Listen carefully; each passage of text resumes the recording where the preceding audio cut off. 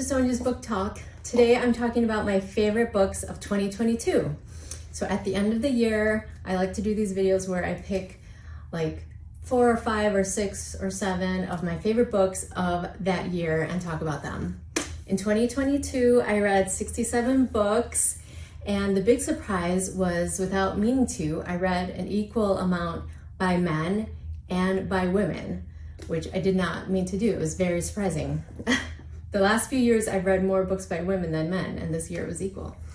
So I'm going to talk about 4 today. I'm going to start with Notes on Your Sudden Disappearance by Alison Espach. I had read a book by her maybe 10 years ago that I really liked, and when I saw that she had another book out this year, I grabbed it, and it did not disappoint. Again, as with the other book that I read of hers in the past, the main character is a young woman, and I just love the writing. This is set in the 1990s suburbia.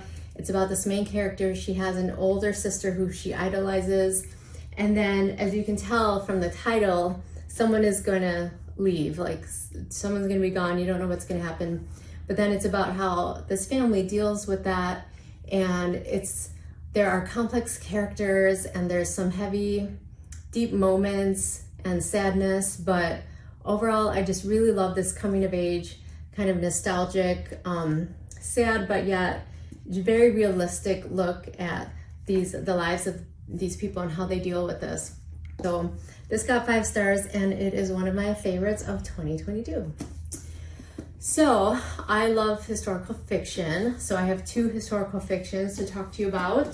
The House with the Golden Door by Elodie Harper. This is a sequel to a book that came out last year in 2021 called The Wolf Den. It takes place in ancient Greece. It's about prostitutes, actually slaves who were in a poorhouse, and these prostitutes, the main character Amara, she finds a way to get freed and leave that life behind. Now, this one starts off with Amara. She's free now, but she still has a precarious situation. She doesn't really have money of her own, so she's trying to make her own money, because what about that day when her patron, who is her lover who owns her, basically she was freed, but she's being supported by this guy. What about when he tires of her? So she's trying to make money. Meanwhile, her former owner, he's not a good guy, and she meanwhile is falling in love with this slave, but of course she's not allowed to fall in love with a slave now. She's not a slave anymore. She's supposed to be loyal to her patron. Anyway, so there's all this drama. There's one point where she gets so mad at there's some betrayals in here, and she finds out something from her former owner, who's this horrible guy, and she gets so mad, and she like goes in a rage, and I just felt it. Like, I had to put the book down because I was like so mad for her. My heart was beating. I was like, oh my gosh. So that's how much I was into this book. So this book gets 5 stars from me, and I think there's going to be a 3rd book in this series, so I'm looking forward to that. Violeta by Isabel Allende. This one was great. Isabel Allende has written a lot of books. She's a popular author. Most of her books are set in South America. This was no exception. It spans the life of this woman from when she's a kid through all her trials and tribulations. It starts when she's a kid and her family is losing money, and there's a depression, and there's wars, and there's a scandalous love affair. There's all these things that she goes through her whole life, and I really enjoyed the writing and how this showed all these key points in her life and what happened and how it shaped her, and how she uses her smart intellect and resources to rise above it and make something of herself. So our book club here did this, and we all loved it, unanimously gave it 5 stars. So I highly recommend this one. It's like my favorite of 2022.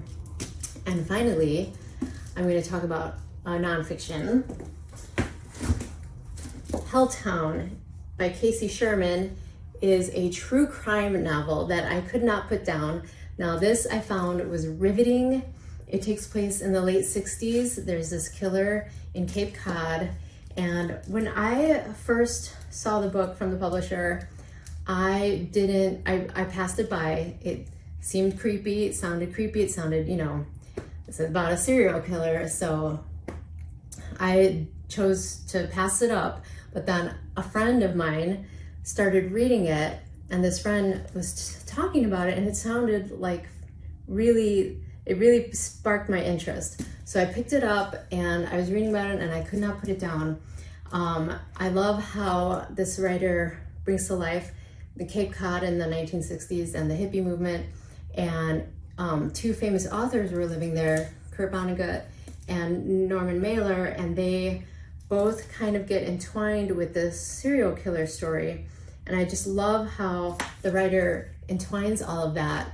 And like any good true crime, it pays tribute to the victims. And I liked how it did that. It, you know, it told the victim stories and memorialized them in a way. So if you like true crime, this is one of the best true crimes I've read in years, and I highly, highly recommend it. So those are my favorite top 4 books of 2022. Let me know what your favorite books of the year were, and come talk to me about books and join me next time. Thank you. Bye.